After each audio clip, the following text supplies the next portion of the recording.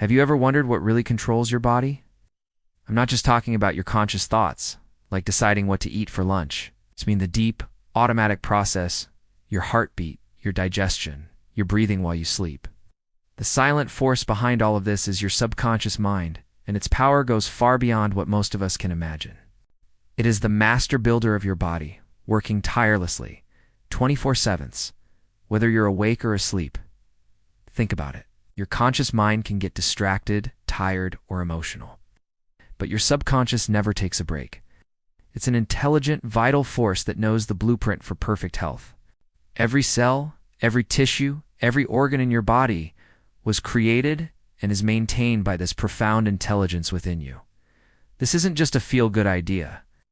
It's a principle that has been recognized by great thinkers and healers throughout history. The ancient Greeks used to say, "The doctor dresses the wound, but God heals it." They were referring to this subconscious power, this universal healing principle within every single one of us. So how do we tap into this power? It starts with understanding how the subconscious mind works. It accepts whatever your conscious mind impresses upon it. It doesn't argue or question, it just gets to work. If you constantly feed it thoughts of fear, worry, and sickness, it will build a body that reflects those thoughts. But if you feed it ideas of health, harmony, and perfection, it will work relentlessly to manifest that reality in your physical form. Your thoughts and beliefs are the building materials. Your subconscious is the builder. What kind of structure are you asking it to create? Let's look at some incredible real-life examples. Think about the famous writer Robert Louis Stevenson. He's the author of Treasure Island and Dr. Jekyll and Mr. Hyde. Before he went to sleep each night, he would give his subconscious mind a specific task. He'd say something like, "I need a thrilling, marketable story," and then he'd let go.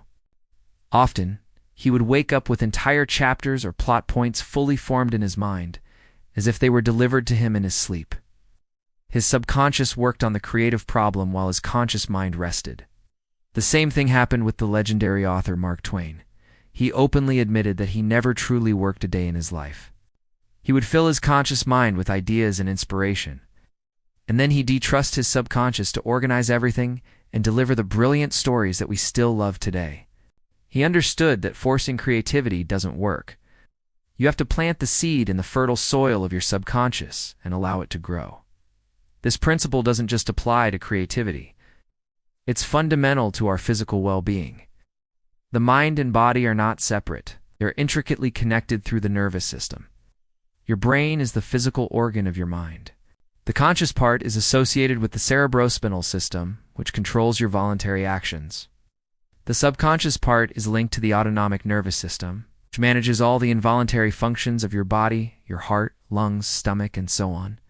When your conscious mind is filled with fear, anxiety, or negativity, these destructive thoughts are sent down through the autonomic nervous system, disrupting the harmonious function of your internal organs. This is why long-term stress can lead to so many physical health problems. You are literally sending signals of chaos to the master builder of your body. Conversely, when you fill your mind with peace, confidence, and thoughts of health, you send harmonious, life-giving signals that promote healing and balance. Let's talk about some powerful healing stories that show this in action. There was a minister named Frederick Elias Andrews from Indiana who developed what doctors at the time called galloping consumption, a severe form of tuberculosis. His lungs were deteriorating, and his doctors gave him no hope. He was wasting away.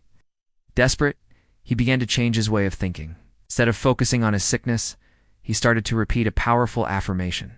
3 times a day, for about 5 minutes each time, he would relax his body and mind and declare with feeling, "I am whole. Perfect, strong, loving, harmonious, and happy." He did this consistently. He wasn't just repeating empty words. He was trying to convince his subconscious mind of this new reality. He understood that his subconscious created his body and could therefore recreate it according to a new blueprint. It took time, but within a few months, a remarkable transformation occurred. His doctors were astonished to find that his lungs had completely healed. He had literally rebuilt his body from the inside out, simply by changing the instructions he was giving to his subconscious builder. He went on to live a long, healthy, and vigorous life, a walking testament to this incredible power. Here's another story. Young man had a severe eye condition. He had undergone multiple surgeries, but his vision was still failing. Top specialists told him he would eventually go blind. He was devastated. But then he learned about the healing power of the subconscious mind. Every night, just before falling asleep, he would enter a drowsy, meditative state. In his imagination, he would have a vivid conversation with his eye doctor. He would hear the doctor examining his eyes and saying with surprise, "It's a miracle. Your eyes are perfectly healed." He replayed this imaginary scene over and over again, night after night, feeling the joy and relief as if it were real. He was impregnating his subconscious with the picture of perfect eyesight. He wasn't focusing on his current condition. He was focused on the desired outcome. Within 3 weeks, he went for a checkup. The specialist who had previously given him the grim prognosis examined him and was utterly amazed. "What happened?" the doctor asked. "Your eyes? They're completely normal." The young man had healed himself by using his mind to direct the subconscious healing intelligence within him. These aren't just one-off miracles. This is a repeatable process. The subconscious mind is the builder of the body, and it's always working. The key is to give it the right blueprint. Your habitual thinking, your core beliefs, the images you hold in your mind, these are the blueprints. If you want to change the building, you have to change the blueprint first. So how can you start applying this in your own life? It begins with a simple decision. Decide what you want. Do you want radiant health? Do you want peace of mind? Do you want to overcome a specific challenge? Get a clear picture in your mind of your desired outcome. Don't just think about it vaguely. See it, feel it, experience it in your imagination as if it's already true.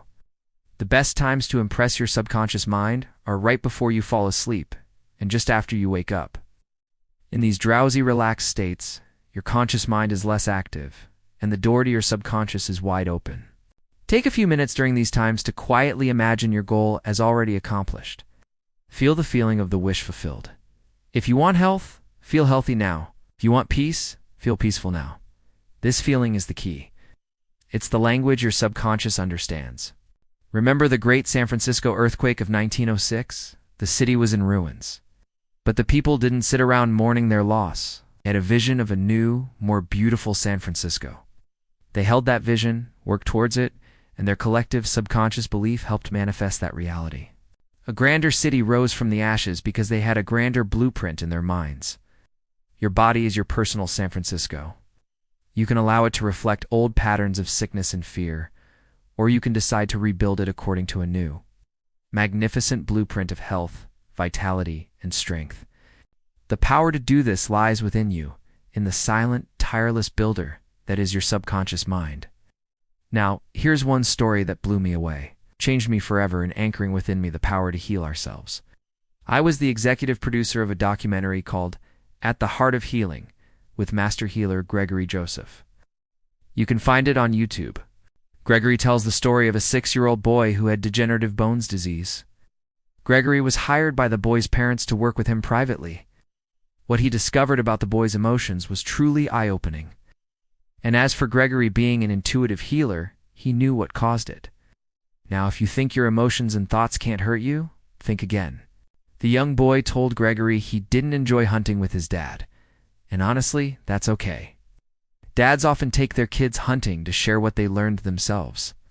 The young boy absolutely loathed killing animals, hated it so much that it felt like his bones were weak, crumbling inside him, and could not hold on to the rifle anymore.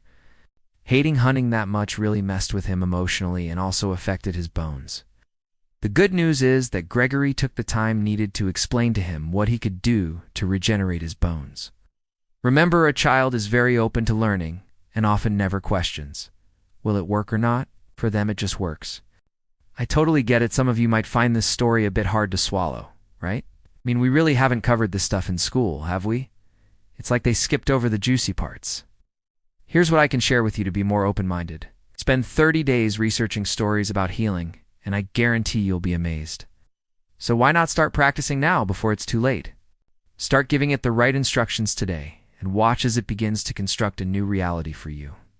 Thank you so much for watching. If this resonated with you, please like, share, and subscribe for more content on unlocking the incredible power of your mind. See you next time.